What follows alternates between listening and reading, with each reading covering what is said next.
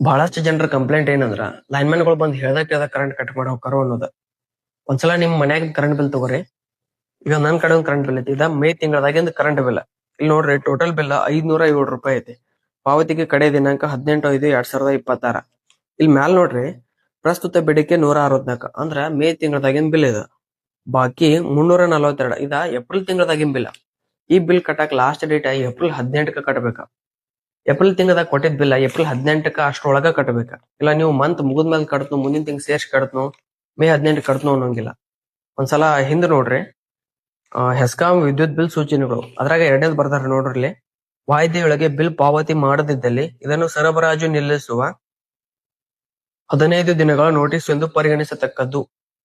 ವಾಯ್ದೆ ದಿನಾಂಕವು ಹಿಂದಿನ ಬಾಕಿಗೆ ಅನ್ವಯಿಸುವುದಿಲ್ಲ. ಅಂದ್ರ ಬಿಲ್ ಕೊಟ್ಟ 15 ದಿವಸ ಒಳಗ ಬಿಲ್ ಕಟ್ಟಬೇಕ. ಹಂಗೇನ್ರ ಕಟ್ಲಿಲ್ಲ ಅಂದ್ರ ಅದಕ್ ಸಪರೇಟ್ ಆಗಿ ಯಾವ ನೋಟಿಸ್ ಕೊಡಂಗಿಲ್ಲ, ಡೈರೆಕ್ಟ್ ಕಟ್ ಮಾಡ್ಬೋದು. ಅವಾಗ ಇದ ನೋಟಿಸ್. ಅದಕ್ ಹಂಗ್ ಮಾಡ್ಬೇಡ್ರಿ. ಬಿಲ್ ಕೊಟ್ಟ 15 ದಿವಸ ಒಳಗ ಬಿಲ್ ಕಟ್ರಿ. Thank you.